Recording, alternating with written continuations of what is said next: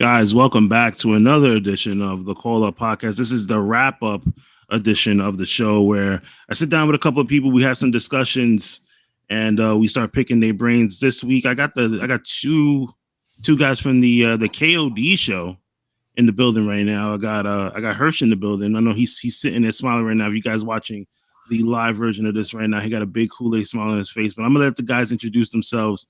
We're not gonna let Hirsch introduce himself first, so we're gonna switch it over to my man Bruce. What's going on?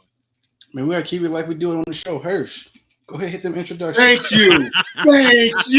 That's what It's two on one right now. What you talking about? Ladies and gentlemen, boys and girls, children of all ages, for all of you that don't know, I go by the name of the Chocolate One, aka the Promo God, aka Nia Jack's favorite piece of chocolate, aka that's Lilo husband. I am the one, the only Big Hirsch. What's up, everybody? Thank you for having us. But more importantly, Mr. Twinkie, to my up, your down, your left, your right, Mr. Drop Down Toe Hole, pin him in the headlock. Just Bryce. What's good, baby? What's up, man? How y'all feeling? I'm good. Look, we out here. Wait, Bryce, wait a minute. You can't let him sit there and do this whole big dramatic intro, and you just come in and was like, "What's up, man? Hi, how's it going?" Hey, man, that's me. You gotta watch the show. I know. I mean, I never catch the intro part of you guys. I normally come in like you guys are already talking, so I thought I was gonna, I was like, nah, he's just being real calm and cool right now. No, okay, I let people talk. They like to talk. So go ahead, Hirsch. Go ahead. That's just Bryce, baby. That's him. That's his swag. He be chilling. He got one cup today because he don't know how this gonna go. But usually my man be double cupped up. You know what I'm saying? What you talking about? He got the bottle of water and he got the cup. It is Tuesday, so Wednesday you gotta get over that hump. You know what I'm saying? Yeah, exactly. It is Tuesday. It's a busy Tuesday for all of us here, especially wrestling wise. Because if you guys are listening to the live version now, if you're watching it, we have NXT tonight. We have a special AEW Dynamite tonight because of the I guess it's the NBA season is starting. It's supposed to start today, so I still don't even know why they're even showing Dynamite tonight because they're going up against two back-to-back games. Well, I think don't they have like hockey? Well, I was gonna say tomorrow they got hockey. That's they got hockey. Yeah, and they got playoff baseball. Mm-hmm. Plus basketball. So I mean, AEW gonna have to get in where they fit in. They might end up. I think just wrestling. I think wrestling in general has to play the back seat to a lot of these, like other teams. Oh, we got another person joining the conversation. I want to see what his intro is. Don't even say nothing. Ladies and gentlemen, boys and girls, children of all ages. For all of you that don't know, this man right here. The real Brock Lesnar guy, my guy, Mr. I ain't know his name for 6 months. That is Blake De La Cruz. I thought for a minute there, Blake just said, "Yo, I'm out." Like I'm not even dealing with this. What's going on? Right, there you go. There's the voice. There we go. Let's get it. What's going on, Blake? So everybody was just doing it. Well, Hirsch here was doing the introductions for everybody. That's my thing. So are you? So out of the four, you guys, right? Because we're still missing one. So out of the four, are you like the Paul Heyman of the group? No, that would probably be Blake. Blake is definitely but he didn't even say anything though. But whole peak game though, he's definitely more of the organized, structured individual. Okay. You know what I'm saying? Like me, I'm a more successful John Moxley. You know what I'm saying? Like I'm a wild card and like I bring the energy. I ain't scared to, you know what I'm saying? Like I'm definitely, you know what it is. You know I bring the energy, I bring the bars, you know what I'm saying? Like that's what I do. You're the life of the party. Yeah, like I'm saying, like just Bryce be chilling. We got the Milkman. Milkman been on special assignment for a number of weeks now. His special assignment. Months? A number of months. Listen, look, if you say weeks, it sounds less. I was gonna say, can you introduce your fourth guy? At least tell me. Bro, I don't forgot how to introduce bro. I ain't gonna cap. Special assignment been tearing him up, man. Like, So what you're saying is you guys are auditioning for a fourth man, or at least a backup. You got to get the fifth guy in there. Whoa. Here at the KOD, we believe in loyalty. Listen. It's straight like this. This is for all my anime people over there on the Call Up podcast. When the fourth Hokage went down, they ain't go get a fifth. They just kept it at the third Hokage. You feel what I'm saying? So if it ain't broken, don't fix it. So if our brother not here with us, we not going, you know what I'm saying? That's still our brother. Oh, we still gonna clown him though. Of course. Yeah. Of course. And it's good to hear that, because when I reached out to Hirsch, one of the reasons why, definitely wanted to have you guys on. I like the conversations that you guys have. You know what I mean? But you guys always, joking on each other on air. You guys are very knowledgeable in what you guys, talk about. And plus, you guys are, four brothers that are doing things. You don't really see too many people of color in mainstream, doing shows like this and actually being recognized for the work that they put in.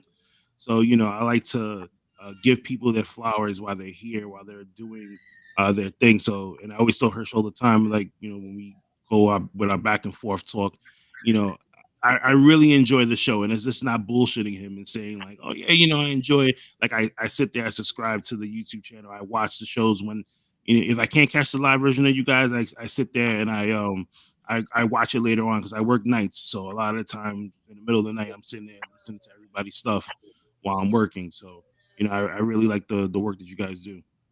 We appreciate that. Deeply. And you already know I've been a fan of yours from the moment you started the Call Up, and you had the Toy Story background going on. And I was like, yo, that's fire. And then you switched it up and you went to like the ooze and the slime, and you got the little evolving of the show and stuff. Yes, sir. And I've seen your growth, and I deeply appreciate you just for even considering us, because we ain't trying to step on nobody's toes. We have this motto where we come in and we're gonna do this as long as it's fun.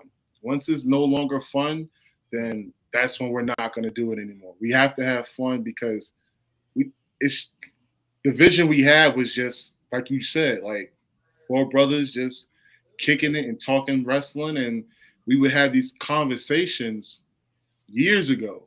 And I was like, yo, like, we really got something here. And it wasn't until WrestleMania in New York, when we were on the train at 6 o'clock in the morning, and my man ran through and started doing push-ups. He started doing the scat push-ups, and we was like, yo, I was like, he's trying to get the extra coin, because in New York we say showtime on the train. Yeah, it was showtime for my man. It was like, the moment that happened, I was like, these memories right here need to be shared.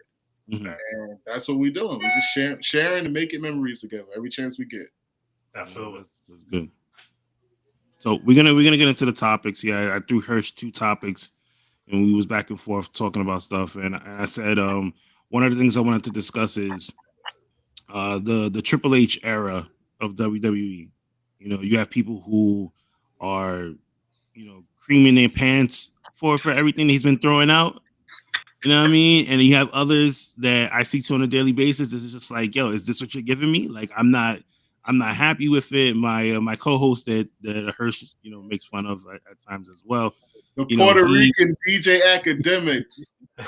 He, Toe, he's not too fond of the Triple H era. He just feels like it's just like a back and forth thing between like him and Tony Khan with the surprise pop-ups. It's like, every week is like, who's gonna pop up here, who's gonna make a splash, but like for him, the storytelling is not really getting him right now.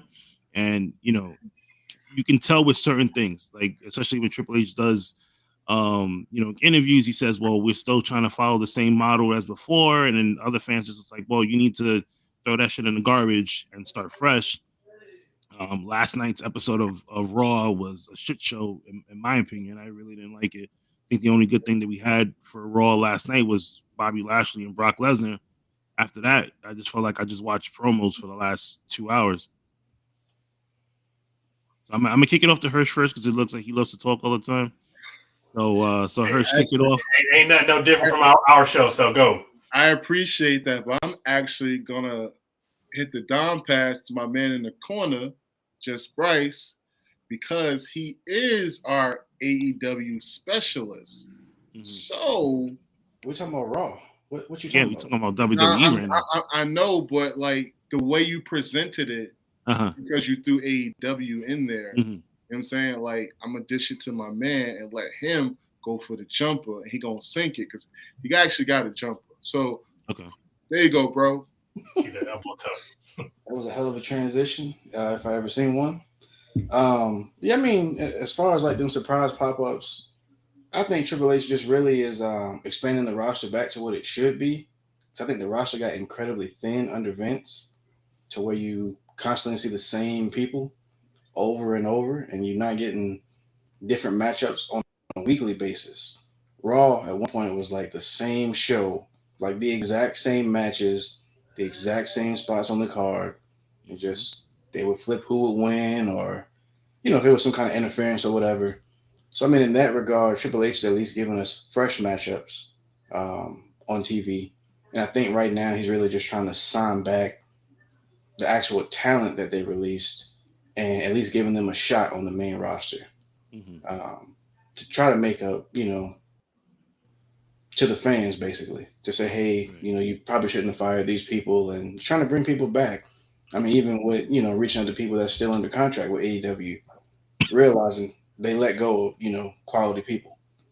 Hirsch, I know you don't like it, but like letting go of FTR. I mean, we see what they're doing these days. I mean, they're killing it everywhere they go. So tell him about it, man. He's an FTR hater. But yeah, like I said, I feel like he's just trying to basically re-sign enough talent on the roster to actually put on compelling TV shows to where you don't see the same match. Like basically under Vince, feuds would basically go like a month to where you get the same match on Raw for 3 weeks, and then there's a match at a pay-per-view, and that's it. Triple H is at least trying to expand upon that and get you 2 to 3 months out of a feud. Like this whole Sheamus and Walter thing, that's been going on for, it feel like it's a while, but that's because now you integrated the Brutes, and then you got Imperium. Like he bought Vinci in to, even up them groups just so you can have something different, present something different. It's not the same thing on, every show. As far as Raw, I mean, Raw is still hard because it's 3 hours. I just feel like having a 3-hour show it's a lot to cover. And I mean, in 3 hours, you're gonna see, some stuff that you like and probably a lot of stuff you don't like because it's 3 hours. Like I couldn't imagine watching any movie, like of a series of movies, basically for 3 hours every week. At some point, it's gonna be parts where you can cut this out. You don't need this. I thought this scene was boring or whatever. So I don't really think there's a lot you can do to fix Raw, but at least Raw visually looks a little bit different. And I mean, there's certain stuff Triple H is doing too that is starting to get old fast. Like I feel like he's used the barricade spot so much. And I feel bad for the barricades and the tables at times. It's something like I hate visually. I had I think I spoke on this last week on the show, but like I hate when they break the announce table and then they rebuild it in the next segment. I hate just leave it broken. Yeah, like I like looking at like the carnage. Like people go outside the ring and it's like, oh, I would have used the announce table, but like it's not even here. You know what I mean? Right. Let people be creative, go do something different, But yeah, like that, and then just the constant like distraction finishes. I think it was one episode of Raw, maybe like what was it 2 or 3 weeks ago, where like nobody had a clean finish like the whole show except the Candice LeRae match. I think. Yeah, I think that was the only one. So it's like that was kind of you use that move so many times. It's like, well, after seeing it for 3 hours, it's kind of repetitive. Yeah, I mean, just like last night, you had AJ Styles against Dominic Mysterio, and the whole time he was talking to him, he was like, he's gonna be, like pretty much say like, I'm gonna beat your ass, and then they pretty much just had a wrestling match. You had Gallows and Anderson out there with him. They're supposed to be protecting him, and AJ still was getting fucking attacked by Judgment Day. Yep. Yeah, I think that's my problem with this Triple H era is like the lack of clean finishes. I talk about this every week. It's just the lack of clean finishes in matches, and particularly big matches that he's really leaning too much on. Mhm. I don't think there's been a big match since he's taken over that didn't have a clean finish, except for that Riddle Seth Rollins match at Extreme Rules. That's literally the only big match that's taken place since he's taken over that hasn't had a fluky finish. So that's my problem. I'm all about clean finishes. You know, I want to see one dude just beat the other. I don't want to see like the Brawling Brutes against the Usos a couple weeks ago, where the Brawling Imperium came out and attacked Sheamus, and then for some reason the Brawling Brutes decided to get outside the ring and then get back in the ring and get one deed and it's over. Like I just want to see more clean finishes. That's my issue with the Triple H era so far. Well, my take on it, I'm good. Like I like what's going on so far. I think, like you touched on, the fact that he's going back and forth with Tony Khan, it establishes that he understands that there is competition and that he's looking forward to competition. Everybody knows Triple H, he's never backed down from a fight. So whether he can send, like right now, I think somebody in the I think pro wrestling podcast said it. You know, you got the club going up on a Tuesday. Like he brought them back, and now that was a good one. I ain't gonna lie. He brought them back, and now they're on NXT right now. Boosting NXT, giving the NXT talent something more than what they had. Because like Gallows and Sex Ferguson and Carl Anderson, you know what I'm saying? Like they bring something to the table. You know what I'm saying? Right. They're well traveled. They have a lot of experience doing certain things, and they can go to NXT and help them. You know what I'm saying? And more importantly, they're not bitter or a couple of babies like FTR. What? You know, that's Wow. Just catching strays for literally no reason. It don't matter what show it is. It's going to happen. She's just throwing shots. But anyway, I personally like it. I agree with this, Bryce, and I agree with Blake. Like, I would prefer some more clean finishes. I don't mind. I actually love a decisive winner because it tells the story of the poetry in motion of good versus evil, or two badasses coming together to see who's a better badass. You know what I'm saying? Like it tells a story. It gives energy, gives something for the crowd to do. And I think Triple H is doing a good job. Everything can't be perfect. You know, some people can't hold their load and they cream their pants at every little thing, and you know that's just them. But you know, I think it's working. I think it's getting towards something bigger. And I couldn't even watch all of Raw because I was here. I decided to be here, and you know, happy I get to spend my time with you guys. But I believe when I do watch Raw and I watch all the promos, it's a setup. Big Hurst said that. Wait, what? let me throw that back on it. Yo, Pro Wrestling Podcast. I don't know who you are, but you getting a follow as soon as I'm done. That's my boy Dave. He's actually coming on live at 8:00 for AEW. He does an AEW watch along every Wednesday, but today's Tuesday, so he'll be on live in a couple of minutes. Yo, Big Dave, the KOD salutes you. At least this member does. But I'm looking forward to the back and forth because we got 2 pay-per-views coming up, and in my opinion, well, 3, because you got Crown Jewel, you have Survivor Series, and you have Full Gear. Now these 3 back to back. Oh, I'm tripping. 4 because Saturday is Halloween Havoc. So you have all of these pay-per-views back to back to back, and it's like NXT is about to put on for the city, and then you got in Jersey Full Gear. I in my opinion, you have to produce the heck out of it, even though there'll be like 90 matches. And then Triple H is going to run it back with his 2 pay-per-views back to back.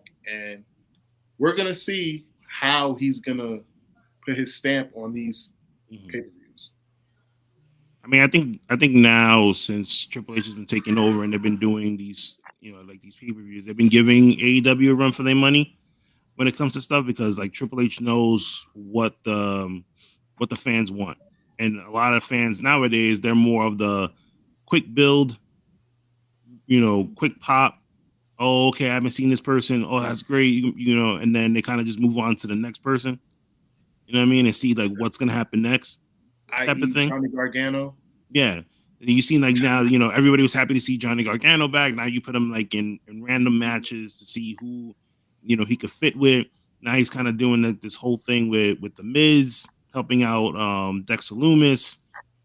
If you notice, they're doing the same thing with Candice LeRae too, where they kind of just throw her into a couple of matches here and there just to get her face out there, until we can get whoever it is that's next, on the list of, free, over at the pool of free agency right now, and see who's next. Because I don't think we really have that much people left that I think Triple H would want to bring back. I think like the next person for me would be was it Bronson Reed? Because he didn't have a fair shake when he was with WWE. They kind of like put him a couple of dark matches. Everybody in the back said that he looked good, and then all of a sudden, Vince and Nick Khan was just like, nah, I don't think so. We could just let him go. And now he's over in New Japan doing his thing. But I would love to see him make a comeback, maybe do something, I wouldn't put him back in NXT. I don't think he'll fit this new NXT 2.0 that they have. But I would love to see him on Raw, doing something with like maybe Alpha Academy. He actually lost a ton of weight and he looks amazing. Mm-hmm. Like he looks like what Brian Cage could have been. Like bro looks dope. Like he got the size.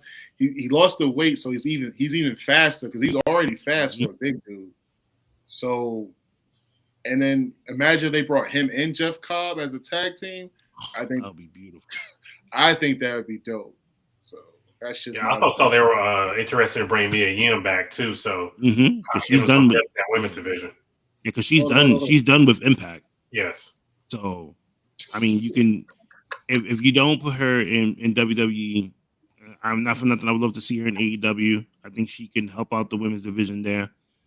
They just need more guidance when it comes to the women's division. I mean, we talked about that last week, where like they need some type of structure when it comes to the women's division. I don't think it should just be fully on Tony, Khan's hands when it comes to.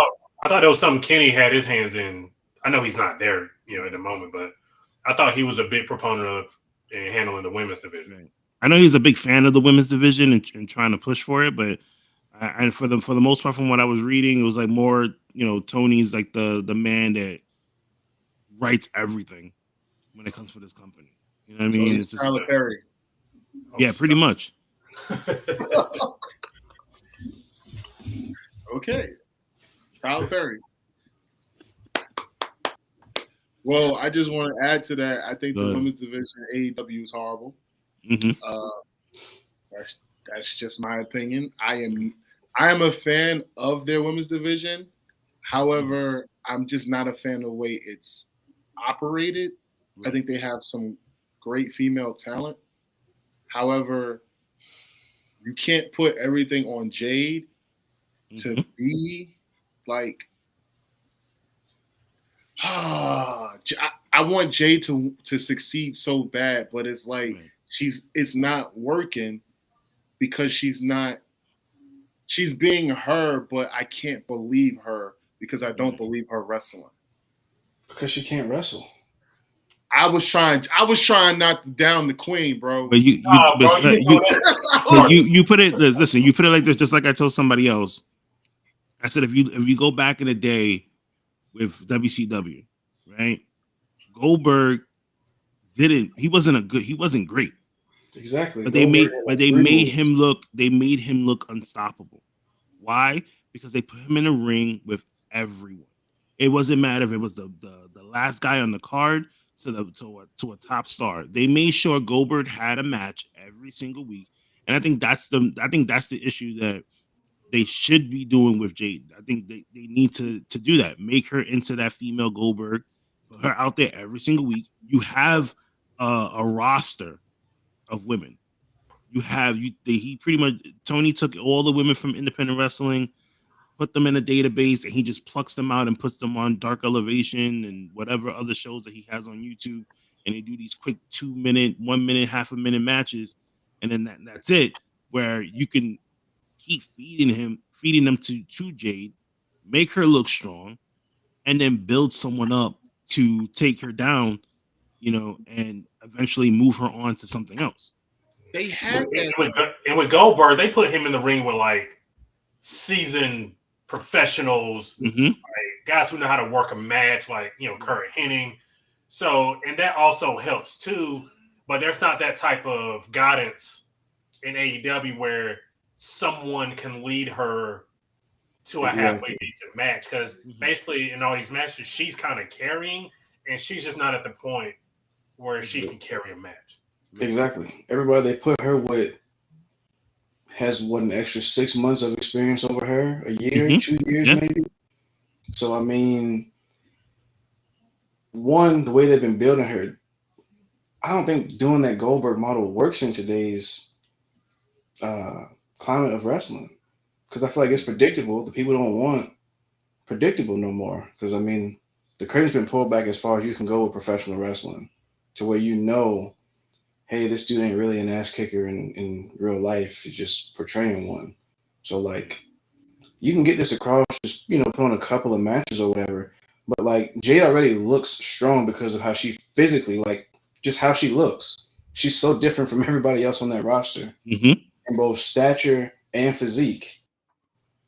So like, she looks like she would do some damage. I don't just see her 15 weeks in a row beat nobodies. I want to see her like go dominate a couple people and then go dominate somebody with a name. But the problem is they don't really have too many women there with a name that's recognizable beyond like that specific fan base. So that's kind of hurt them. But like right now, they don't have anybody on that roster to beat Jay, because she's pretty much beaten everybody on that roster like twice. I mean, I can't really think of any, unless you bring in Mia Yim, but like, is that somebody you want to give that to get them started in AEW? Because she don't really need that. I don't think so either. I don't really know what you do with her. And I mean, they've also treated her with a lot more respect and like a lot more care as a world champion than Thunder Rosa or really Toni Storm. Like, I feel like Jade has had a lot of feature spots, good promo segments.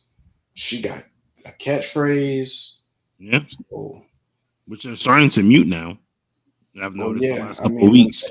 When everybody says that particular word, like, I don't know, sometimes you can get it 5 or 6 times in one segment.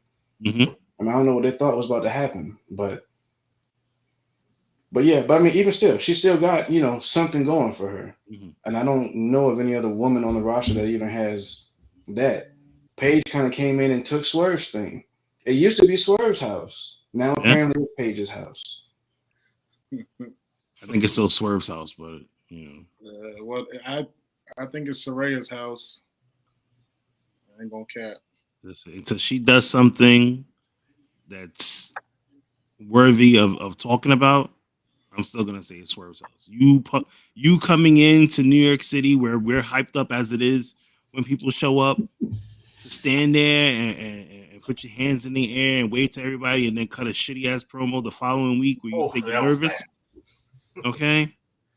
Even Bray Wyatt was nervous on Friday, and he still cut a better promo than she did. Big ups to Bray Wyatt. That was a dope promo. You know what I mean? But moving on to the next topic. Let's go. I put it out there because it's coming close to the end of the year, and then the months are gonna fly by. All of a sudden, WrestleMania is gonna be approaching, and I said, do you think that Jey Uso should be the guy to take down Roman Reigns? He laughs. Who want to go first on this? I got a lot to say about this. I'm just gonna say no, and not like to disparage any answer. It's just I think you got to give that to somebody who's gonna like just take what Roman did and just kind of run. And you're gonna get a lot out of it. I think if you go to Jey Uso, you're really not getting that much out of it. Somebody like Cody or I don't even know. Drew's been really mid lately. I think really Cody's the only person who can it really means something that they beat Roman Reigns. Right. And I don't think Jey Uso has that kind of gravity. But that's all I'll say. So now I pose this to you, right? Now when I throw this out there, I know a lot of people, especially I see people like in the chat as well. They say Cody is not necessarily Jey walking away as champion, but Jey taking down Roman Reigns a peg in his. I'm the head of the table. I'm the one that's providing for the family. I'm the one that you have to speak to when it comes to things. Because I thought about this because you think back when they had all these flashbacks of Roman, and the one thing that stood out to me was when he had that feud with Jey, and he took out Jimmy, and he made him, and then Jey came to him and said, I hate you. I hate what you're doing to me. You know what I mean?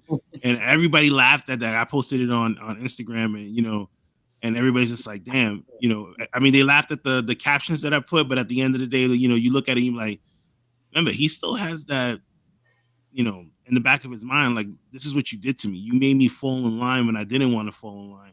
Made me and my brother come over when he was, dealing with his mess. You know what I mean? And now you have us as like lackeys, but you gave us titles, yeah, but you still kind of like what? What? The disrespect. Look how he treats them. Look at a couple of weeks ago. Hold on, bro. Hold on. You reached out. Thank you, by the way. You called us over here from the KOD show to have us listen to you disrespect yours, mine, and our tribal chief. Oh no. And just for thought, the opinions of Hirsch don't necessarily Bryce don't necessarily agree with these things. I'll put a little disclaimer on that. Yeah, we haven't had to say that in a few weeks. So we believe that off. That's facts. Because I didn't take that as disrespect, but I ain't even paying them no mind. I'm talking to you right now, Twinkie. So, how you gonna say that? Because we both know you never bite the hand that feeds you. And all this man has, all Roman Joseph Reigns has done is keep them relevant, even though they were relevant. They didn't have to start all the way at the bottom. You know what I'm saying? They ain't have to go back to paranoia. He put them right where they needed to be. He put them right where they needed to be. And all Roman Reigns has done for the last 700 days is keep both titles relevant. He has been the main event, the main attraction. He has done everything in his power, except show up back-to-back weeks, to keep WWE afloat. So don't you sit there and disrespect billion-dollar Roman, because he did something Stone Cold couldn't do, Rocky can't do. By the way, Black Adam's going to be trash. And he definitely did something that Bret the Hitman Hart couldn't do. You know what I'm saying? How you bring Bret into this? Pedro Morales. Bob Backlund. That's just... just throw Hogan in there, why don't you? Yeah, facts. Like $1 million man. Chill. We don't say the H word over the KOD show, so we're not going to say it over here. We don't say the H word. We don't say that. But Roman's that dude. Like, you gotta love him. Like, how you don't love Roman, yo? Like, I mean, everybody loves Roman Reigns. Don't get me exactly. So I'm saying at some point in time, every king gets knocked down. But not by his own knights, though. Bro, have you not seen Game of Thrones? I was just about to say that. I was just about to say this could be a whole Game of Thrones thing going on right now. Real men don't watch Game of Thrones. I'm telling you that right now. What? But just people that don't have HBO don't watch Game of Thrones. You said what? Just people that don't have HBO don't watch Game of Thrones. Do you need my login information for HBO Max? I have HBO. Hold on. Don't cap. Don't do that because I have HBO. I have HBO Max. Hold on. I was about to send them over my freaking login information. Hold on. I have HBO Max. Right now, just because you have the app doesn't mean you have the subscription. I have HBO trial. You got the app, bro. You ain't got no login. You just got the app, bro. Don't do that. So how I downloaded that quick? Don't do that. Don't do that. You can download anything on an app. You still got to pay for it thoe. Yeah. So you want me to log in and show you I have HBO Max? No, man, no, it's okay. We trust you. Yeah, we got you. No. Forget all three of y'all, especially you, Twinkie. All right, so story time. How'd you get the name Twinkie? How'd you get the name Twinkie? You had an obsession with Twinkies and decided that was like the nickname you wanted to throw out there. We'll tell that story. That's the end of that story. I'll let you live today. Go ahead, just Bryce. So yeah, to that question, should Jey Uso take down Roman Reigns? No. I think that ship sailed during that feud that he had with Roman. I think that's probably the most sympathetic figure that they've had in a while was that Jey Uso storyline. There's just so much tied into that with them being family, bringing Jimmy into it. When he said, like, I hate you, man, just like everything worked perfect with that storyline. But at the same time, I still don't think Jey is the right person, though, because I don't really see him being a main event singles guy to carry the company. And then I just don't see what good would that do storyline wise for what they got going on. So you want to make sure who would take over for Roman in the bloodline, not necessarily who will take the ball and run with it. Well, I kind of feel like both. I mean, I can't see Roman giving up that top spot to Jey, and then I can't see Jey carrying the company. Like, the Usos really should be grateful because they ain't never served no suspension for trouble with the law a couple times. Being tied to Romans kind of saved them, you know. Thank you. We kept them on I TV love and everything. So, I mean, I do too. I'm just simply saying, you know, I don't see where that would help anybody involved. It don't help the company. I'm not going to view Jey any differently. Like, I know he can put on good matches. I just worry about his ability to, like, actually carry the company. So, yeah, I mean, for me, it would have to be somebody like Cody. I don't know if they want to fast track Braun Breaker. No. I'm saying I wouldn't do that, but I never know, you know. People have their favorites, they do what they want to do. That's true.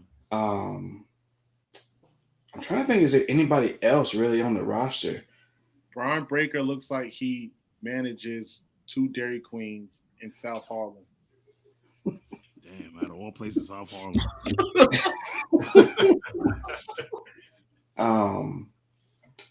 I mean, unless they do something short term with Dwayne, if his schedule is free.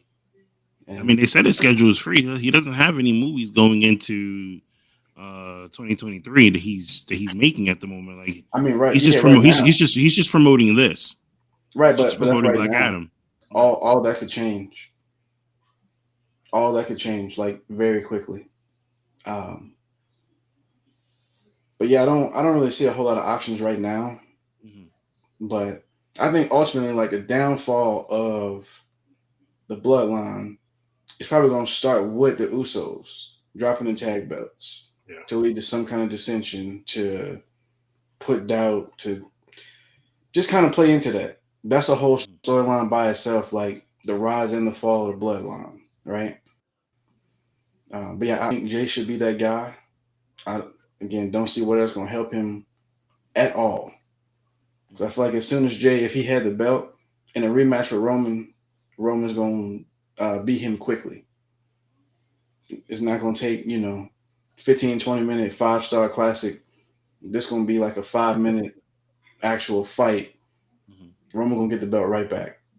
So I don't know. I just don't foresee that being a good option for anybody.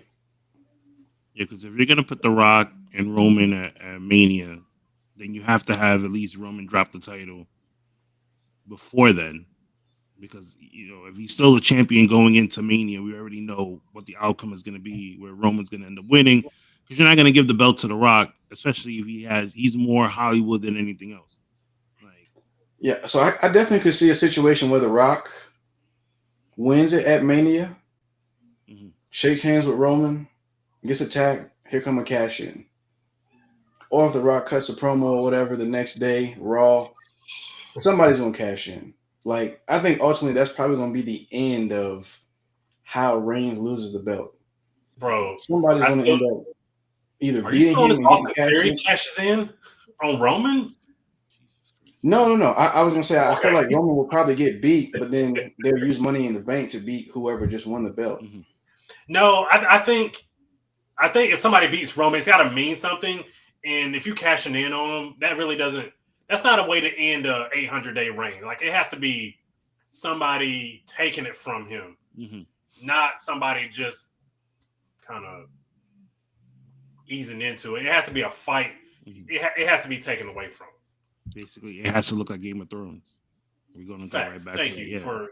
You got to have that. You have to have that dramatic, ending to the 800 and something days that's coming up with Roman. You just can't say, all right, well, you can't do just like the Miz coming in and cashing in and winning a belt. You know what I mean? Like, right. It has to mean something.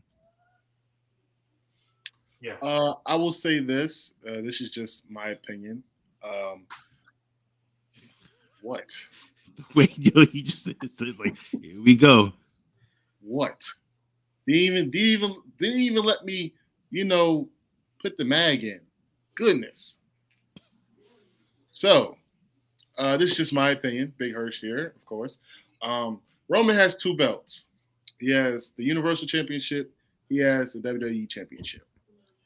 In my opinion, I kind of agree with just Bryce. Like, I see him dropping at least one by WrestleMania, or like have some type of storyline where he loses one title to free up a title. So that way, moving forward, like, unless you plan on having him main event both nights of WrestleMania, right, and defending both of them. And I was thinking that too, like, that's also a possibility. You could, like, kind of jumping off of just Bryce, even though it's been in my mind for a little bit, like, have him go against, let's say, Cody night 1. And you get that clean finish of him losing to Cody for only the WWE title, because that's always been Cody's dream to win the WWE title. And then the second night, Universal Championship against The Rock gets no bigger. There's no bigger opponent than him versus The Rock at WrestleMania, for him, in his mind at least. And then that's where Brandon's theory can pop up. You know what I'm saying? And theory, if they don't make him lose the Money in the Bank, I think they will, because no one believes Theory as a champion. I don't think he's ready for it. That's just my opinion. So, what? I'm sorry, but let's go back. Sorry, but absolutely, no one's ready. No one's worthy of that would be my Lilo. Thank you, sweetie. She got another comment here. He's not the best. I was gonna say, to be honest with you too, to add to that list, I'm sorry, I don't know why I forgot the name, but I feel like Seth. That's the only other person I can see beating Roman. I mean, he's been putting that work in, month after month. Yeah. But he's gonna have to stop losing so much. Like, he loses, and that's the problem. He's making everybody else look good. But we said this on the show. We said that Seth is the only person who can take these L's and then bounce back the way he's bounced back. Yeah, I mean, I get that, but at some point you have to just continuously string along wins. Like, you can't. He loses like once a month. Like, you You can't have that. But he's losing and it's making. See, so you can't. That doesn't matter. It makes sense though. Mm-hmm. You just said you want clean finishes. Like it makes sense. Like if he actually loses in the story, it's part of the story. He can't win. He just came off of the worst 3 losses in his career, when actually like 2 of them was 5 stars when he won against Cody. So now he's starting to win again because he's champion. He beat Riddle. He's been beating Riddle. And he beat like Rey Mysterio. He's had some decent matches in there, and it's just part of the story, the evolution. Where they're going with it, I don't know, because they're adding Ali to the story, they're adding Elias to the story. So wherever they're going, I don't know. But it's like it's a story that's slowly forming. So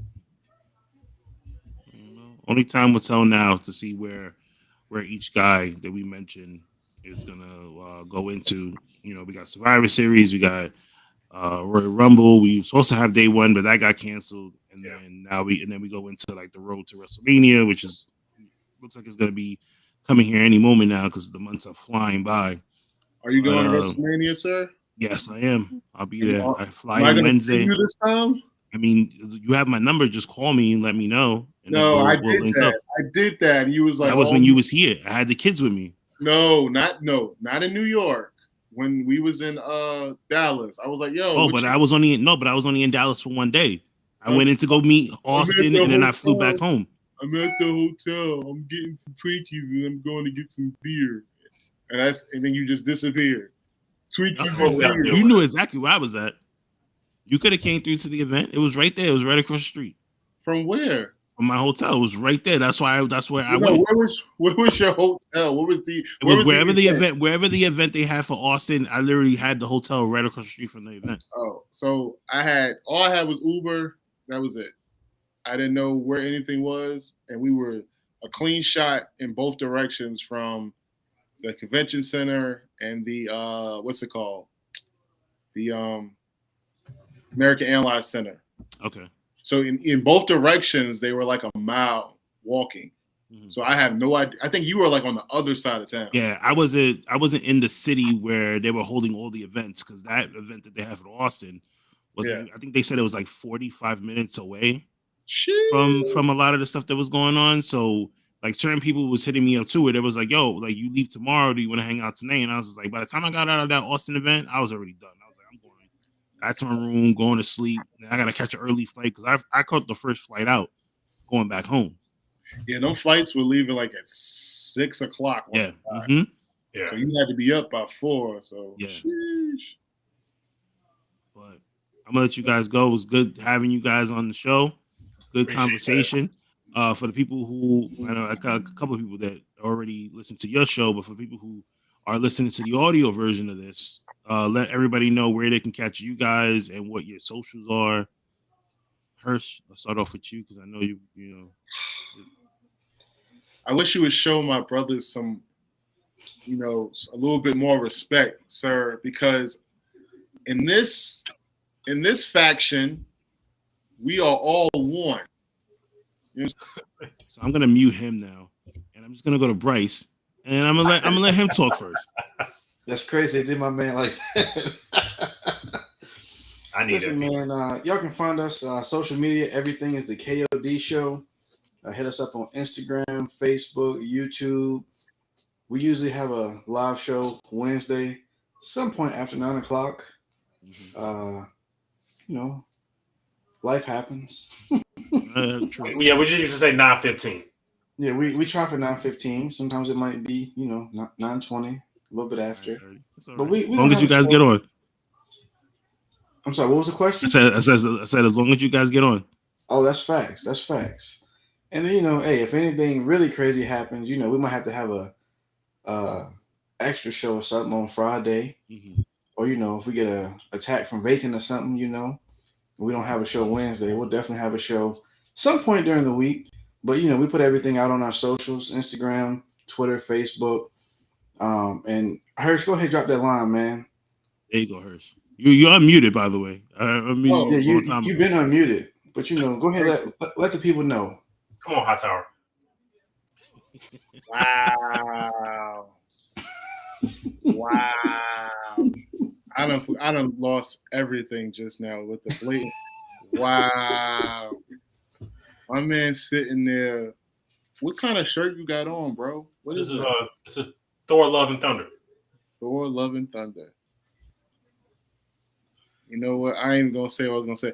But like Bryce said, KOD show, all socials. Hit us up. This Saturday, we're trying to get together and head to a live wrestling event down here in the Carolinas over at the American Lucha Wrestling over in Knightdale. Trying to hit that up. Try to make some new friends. You know what I'm saying? Just Kenny, I know we go back and forth, but you have no idea what it means for you to invite us over here on your platform. We deeply appreciate it. Deeply appreciate you. I hear my kids in the background fighting right now. Oh, I got my door closed, so I'm good. But I wish you nothing but the best, bro. Once again, thank you so much for having us on. Thank you. I look forward to seeing you at WrestleMania, WrestleCade, or whenever they have their signups and everything like that. Yes, was it WrestleCon, right? Yeah, it's WrestleCon. WrestleCade's gonna be down here in the Carolinas. Yes, it's in November. Yes, November 20. The whole week, Survivor Series weekend. Yep. So we're thinking about going to that, but I know for a fact November 27th we'll be live at the Dorton Arena in Raleigh, North Carolina, because we will. I'll be. I was used to Blake. I'll be there front row. I'll be there front row because the world's worst tag team, FTR, is going to be there, and I cannot wait. I cannot wait for them to escort me out. Oh my God. Don't get arrested. Please don't get arrested. Actually, it's kind of impossible for me to get arrested. I'll tell you that. Never. But I cannot wait. Cannot wait for this day. But once again, thank you for allowing us to be here. Deeply appreciate it. Thank you. So yeah. So guys, give it up for the guys over at the KOD show. Obviously, all their socials will be in the description link. You can find us on Apple Podcasts, Google, iHeartRadio, and anywhere you listen to podcasts. You can catch the video version of this on YouTube and on Twitch. And shout outs to obviously you guys, the KOD over. Let's see who else. I always remember these things. I always forget. Like when you have to do like these closing things, this fucking sucks. The Run-In Podcast, the Fake Cave, the Knuckleheads Network, the Pro Wrestling Show, and everybody in the chat that joined us today. Like I tell everybody, enjoy yourself and let's just not fight about wrestling. Just enjoy it. Until next time, I'll